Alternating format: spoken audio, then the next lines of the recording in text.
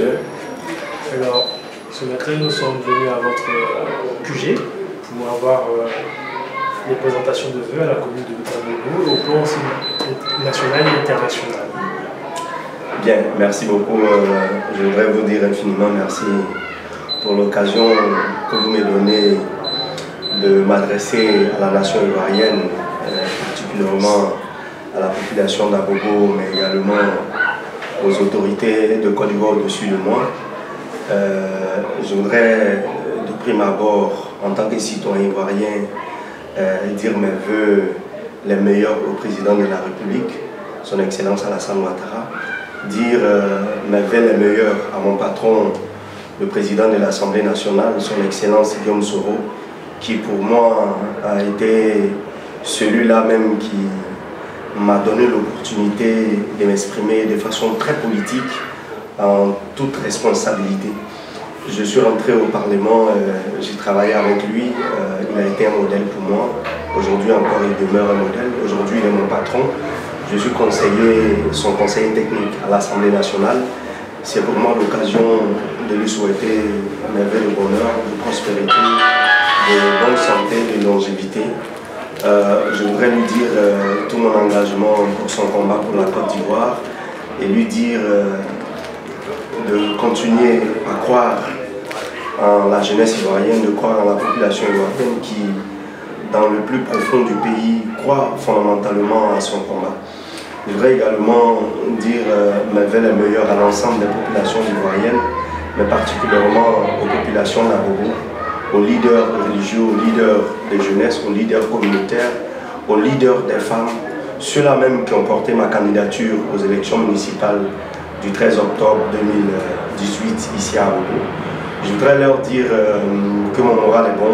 Nous avons mené le juste combat, le meilleur combat. C'était le combat de la restauration de la dignité de la population d'Abobo. Je voudrais également dire mes vœux les meilleurs à mon épouse, Mme Tefour Koni, qui a passé des moments les plus difficiles avec moi pendant cette période qu'elle-même appelait période trouble, période difficile, période dangereuse, mais elle a cru, elle est restée à mes côtés. Mais dire également mes vœux meilleurs en dernière position à cette équipe dynamique, cette équipe forte qui est chapeautée par mon dynamique chef de cabinet, Maître Bamba Yacouba, avec mes communicateurs, mes administrateurs, ceux-là même qui ont fait un travail fantastique, un travail formidable, parce que seul, Abobo est très grand seul, ce n'était pas évident, mais c'est grâce à ceux-là que nous avons couvert Abobo, que nous avons couvert les presque 1000 bureaux de vote. Personne ne croyait, et le gouvernement lui-même s'est rendu compte qu'à Abobo, les femmes d'Abobo, les femmes pauvres d'Abobo, les femmes du marché d'Abobo ont accouché des enfants qui ont grandi, des enfants qui sont valeureux. Je voudrais leur dire que 2019 est en train de nous ouvrir de bonnes perspectives parce qu'après la construction de ce leadership citoyen et civique, les populations sont heureuses de savoir qu'elles ont un fils, elles ont un frère, elles ont un ami qui a porté le combat juste, le combat qu'eux ils ont appelé de tout leur vœu. Je voudrais dire que les perspectives 2019 nous autorisent en tant que citoyens, après tout ce qui s'est passé, de remettre tout derrière et puis de continuer le combat. Parce que je l'ai dit, c'est le combat de la restauration de la dignité de la commune d'Abobo. Nous avons mené un combat, le combat n'est pas achevé, nous allons continuer parce que tant que les dignes fils d'Abobo n'ont pas récupéré la gestion de la commune d'Abobo, nous n'allons pas baisser la garde. Je voudrais leur dire que les prochains combats, c'est le combat politique, le combat administratif. Notre victoire a été volée, mais nous n'allons pas rester en train de nous apitoyer sur notre sort. Vous savez, nos pères ont conquis l'indépendance au prix de leur vie. Nous allons aller à la conquête donc de la libération de cette prise d'otage, de notre développement local, avec foi, avec force, avec détermination. Nous allons aller siéger au conseil municipal. Nous avons 5 conseillers à tort, mais nous allons aller siéger parce que la politique de la chaise vide ne va pas nous aider à améliorer les conditions de vie de nos populations. Nous allons nous constituer en éveilleur de conscience, des consciences au niveau de la municipalité, au niveau du conseil municipal, pour que là où les ressources de l'État doivent aller pour l'amélioration des conditions de nos populations, nous serons là pour le rappeler à ceux qui ont arraché de force la gestion de la commune d'Abobo, leur dire que nous allons être collés à eux comme la colle forte qui se colle, qui s'agrippe aux cheveux pour que l'orientation de la politique publique puisse s'adresser à l'amélioration des conditions de vie des populations. Pour le reste, je vais dire infiniment merci à l'ensemble des populations d'Abobo qui ont cru en nous, qui ont cru en moi, qui m'ont accompagné des conseils, qui ont accompagné de leurs ressources physiques, de leurs ressources intellectuelles, de leurs ressources financières. Je voulais leur dire infiniment merci et leur dire que je ne les décevrai pas. Je vais continuer le combat, mais je demande également leur mobilisation citoyenne et civique, parce qu'il n'y a que ce combat-là de la mobilisation citoyenne et civique qui va équilibrer les rapports de gestion pour l'orientation des actions des pouvoirs publics. Leur dire que je serai là encore comme une locomotive d'éveil des consciences à leur côté. Tant qu'eux ils sont debout, je serai au devant de cette lutte. Je vous remercie. Mais à vous également qui êtes venus vers nous et à tous vos patrons, bonne et heureuse année, sainte et heureuse année 2019 à toutes et à tous, et qu'on se retrouve dans l'arène du combat pour l'éveil des consciences citoyennes et civiques. Je vous remercie.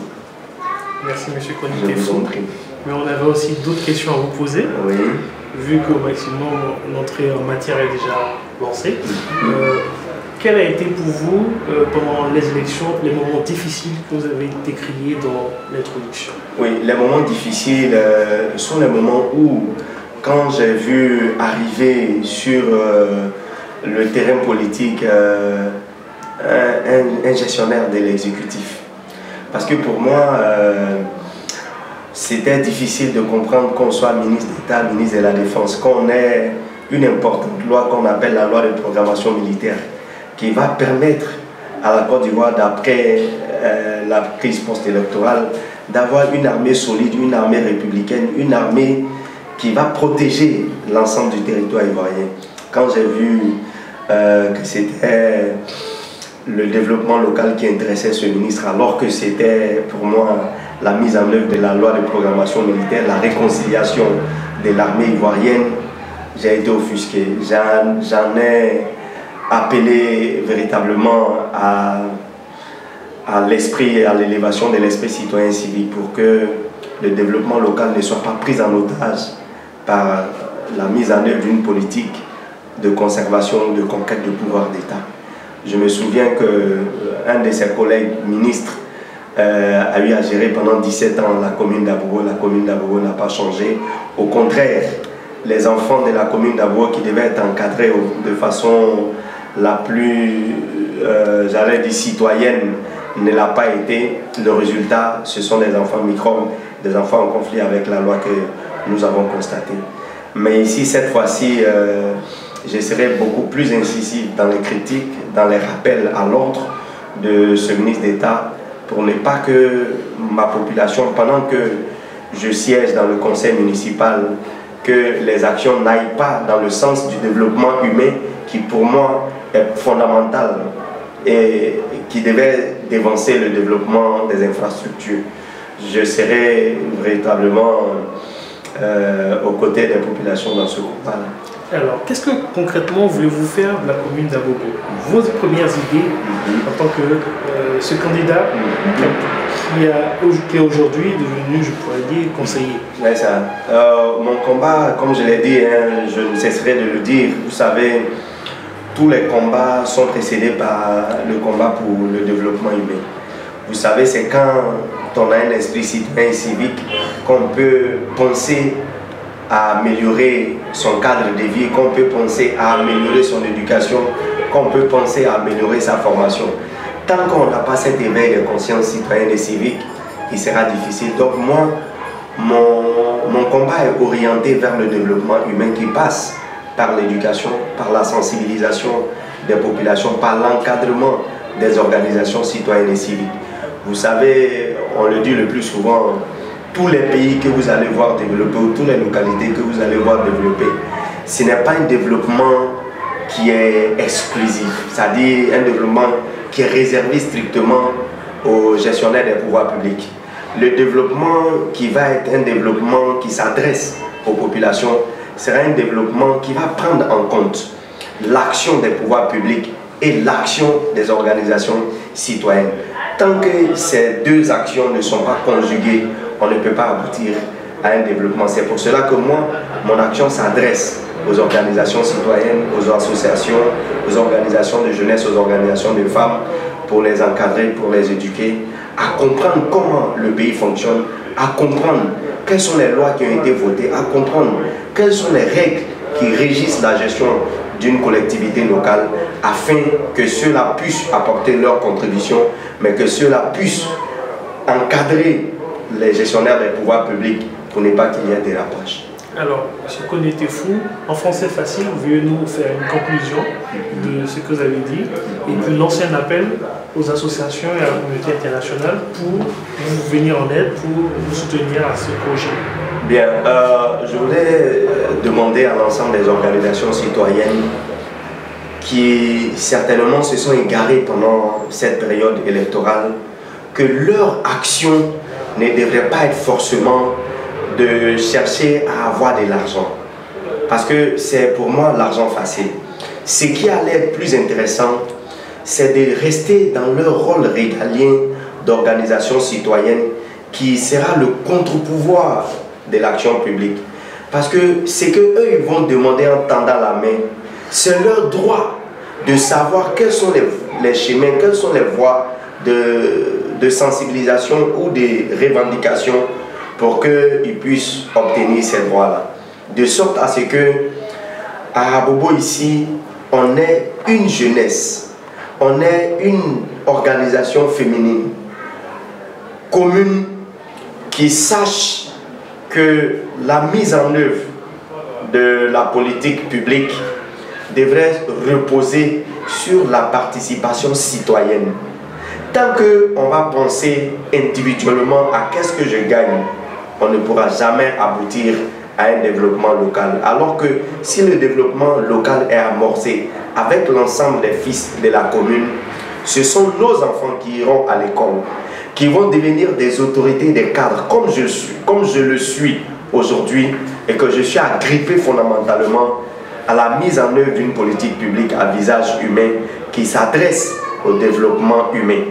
Pour moi, je me présente comme un modèle qui devrait pouvoir inspirer la jeunesse et même les mamans d'Abobo pour vous dire que si on se met ensemble avec à l'idée que notre commune doit pouvoir améliorer notre cadre de vie, avec notre implication, doit pouvoir améliorer l'éducation de nos enfants, nous allons vivre heureux, nous allons être épanouis, nous allons être une commune débarrassée des microbes, une commune débarrassée de cette mauvaise image des personnes aviles et qui tendent toujours la main, qui sont peut-être intéressants pour le pouvoir public seulement qu'en période électorale, et puis après la période électorale, on les abandonne à leur sort. Je voudrais également demander à la communauté internationale qui veut nous accompagner en Côte d'Ivoire de venir à Abobo, parce que pour moi, Abobo représente la Côte d'Ivoire en miniature. Si les actions s'adressent aux organisations citoyennes, je pense que la Côte d'Ivoire va avoir un nouveau visage, parce que tout ce qui est mauvais, on dit c'est à Abobo. Et si on arrive à sortir Abobo de cette précarité, je ne dis pas économique, mais de cette précarité au niveau de la conscience, je pense qu'Abobo sera une des communes où on va venir expérimenter toutes sortes de développements. Et moi, je reste à la disposition de la communauté internationale pour constituer ce contre-pouvoir. Parce que tout ce qu'on donne au pouvoir d'État, souvent se volatilise parce que ça rentre dans un cadre typiquement politique où on se dit, si on n'agit pas comme ça, on va perdre le pouvoir d'État. Alors que moi, je suis fondamentalement accroché au développement local. C'est pour cela que mon combat a été la libération de la prise otage de ma commune, des pouvoirs politiques qui ne cherchent qu'à conquérir ou à conserver le pouvoir d'État. Nous, notre politique s'adresse aux citoyens lambda, au développement humain. Je vous remercie. Je vous remercie. Infiniment merci à vous. On va passer à la fin.